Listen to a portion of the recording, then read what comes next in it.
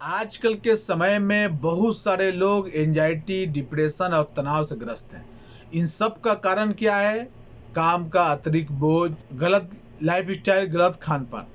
आप सबको पता है कि जो हम खाते हैं उसका असर हमारे शरीर पे पड़ता है, दिमाग पे पड़ता है, ठीक है?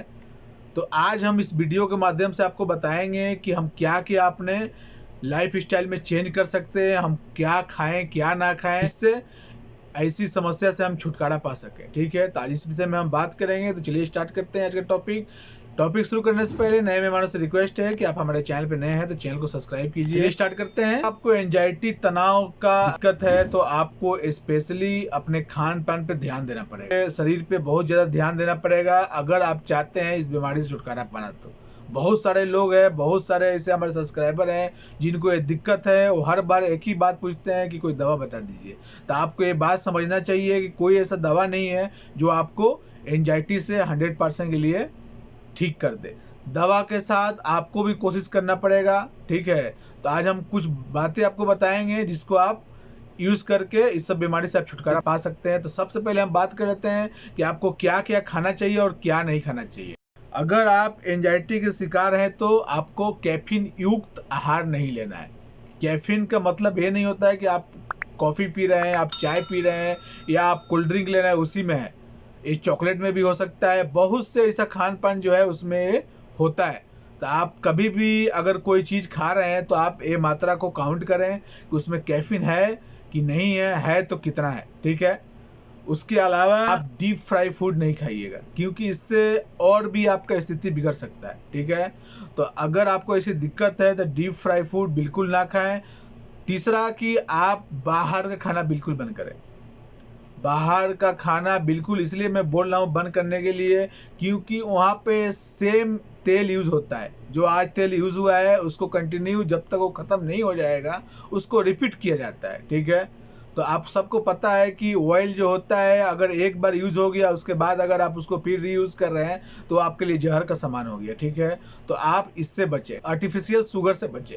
एक्स्ट्रा शुगर जो है आप ना लें, नेचुरल शुगर ले सकते हैं, जो फ्रूट में पाया जाता है आप वो ले सकते हैं। ठीक है, एक्स्ट्रा शुगर ना लें, आप अलग से प्लेन शुगर ना लें। शुगर में बहुत ज़्यादा कार्ब कैलोरी हाई होता है जिसकी वजह से दिक्कत आपको हो सकती है। उसके अलावा एंजाइटी के शिकार जो लोग हैं उनको दो चीज़ स्पेशली ध्यान देना चाहिए, स्मोकिंग और शराब। अल्कोहल से आपको बिल्कुल दूरी बना के रखनी है।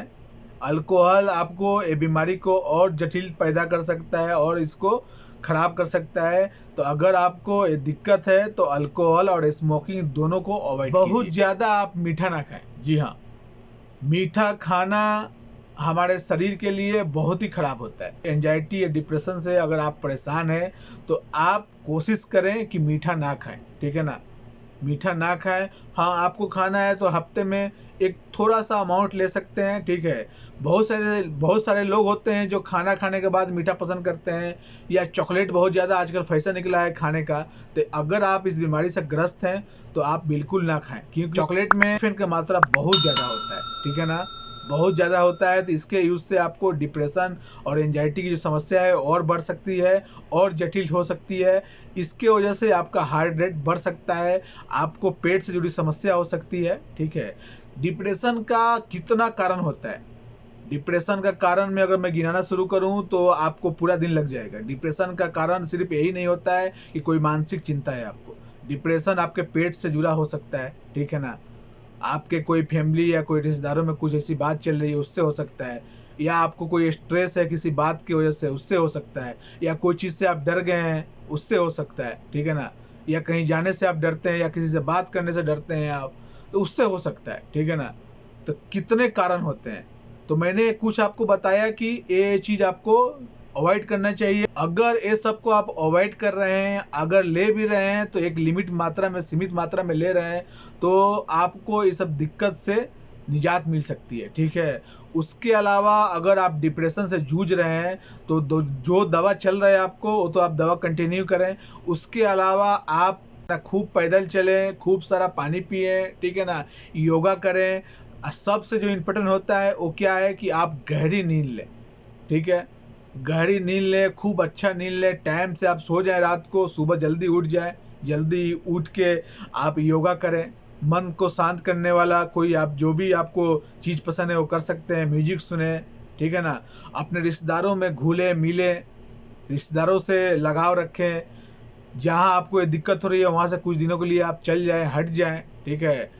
आपको अपने आप को समझाना पड़ेगा डिप्रेशन के बारे में, तभी जाके आप निकल सकते हैं। सिर्फ आप सोचिएगा कोई ऐसा दवा है जो मैं खा लूँ इस चीज़ से मैं निकल जाऊँ, बिल्कुल नहीं।